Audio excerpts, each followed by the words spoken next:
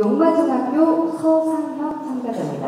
연습 제목은 음식물 쓰레기를 획기적으로 줄이는 방법입니다. 큰 박수로 맞아주시기 바랍니다.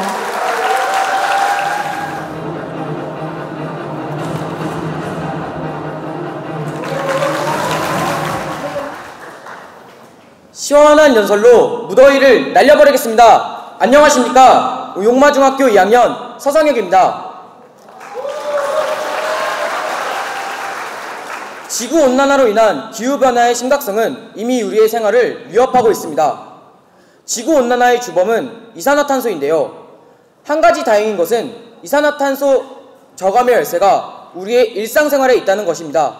전 우선 주변에서 문제점을 찾아보기로 했습니다. 우유 심부름을 가며 엄마의 당부는 항상 똑같습니다. 상혁아, 유통기한 확인하고 사와.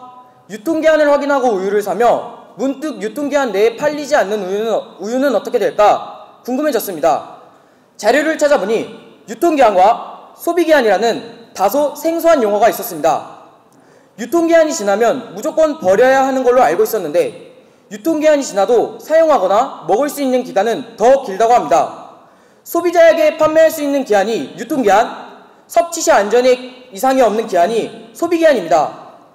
전 유통기한이 지난 음식은 무조건 못 먹을 줄 알았는데 보관만 잘하면 먹을 수 있다는 사실을 알았습니다. 이것뿐 아니라 못생긴 과일이나 채소 또한 상품 가치가 없어 버려지고 있습니다. 국회 입법조사처에 따르면 한국에서만 연간 500만 톤의 음식물 쓰레기가 발생하고 이 중 70%는 멀쩡한데도 버려지는데 쓰레기를 처리하는 과정에서 에너지 자원 낭비, 기후변화, 생태계를 파괴하는 원인이 발생됩니다. 먹을 수 있는데도 버려지는 음식이 이렇게 많다니 버려지는 음식물 쓰레기만 줄이더라도 지구 환경이 좋아지지 않을까 생각했습니다. 과연 방법은 없는 걸까요? 유통기한이 지난 음식만 파는 슈퍼마켓이 있다고 합니다.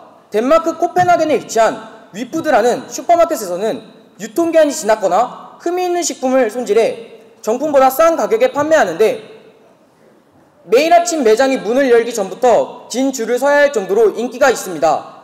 덴마크는 유통기한이 지난 식품을 판매하는 것이 합법이기 때문에 위푸드 운영이 가능하다고 하는데요.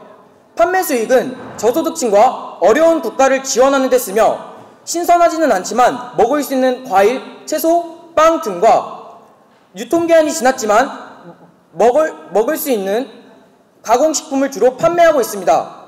그 외에도 여러 나라에서 음식물 쓰레기를 줄이기 위해 위푸드와 같은 식품점이 많이 생기고 있는데요. 우리나라는 일명 떨이를 파는 B급 쇼핑몰이 문을 열긴 했지만 유통기한이 지난 멀쩡한 음식을 파는 건 아니었습니다. 왜냐면 우리나라는 유통기한만 쓸 수 있기 때문입니다. 소비기한 표시를 해도 비용 절감 효과가 없고 섭취 후 식중독에 걸릴 수 있다는 의견이 있어 소비기한 표시를 하지 않는다고 합니다. 그럼 덴마크나 영국 등의 나라는 이런 위험을 감수하고 하는 걸까요? 음식물 쓰레기를 줄이기 위해 저는 유통기한, 소비기한 이 두 가지를 같이 표기할 것을 건의합니다. 또한 소비자의 인식 변화를 위한 홍보가 있어야 한다고 생각합니다. 마트에서는 유통기한이 지난 식품을 파는 코너를 따로 마련하고 못생겨서 버려지는 과일, 채소 등을 사용해 요리해주는 식품점이 많이 생겨서 사회에 더 나아가 이 지구를 위한 착한 기업이 많이 생겼으면 합니다. 작은 물결이 모여 큰 물결을 만들어낼 수 있습니다. 미래 세대에게 더 나은 기후, 환경을 물려주기 위해 우리가 해야 할 일, 지금 바로 실천해보면 어떨까요? 감사합니다.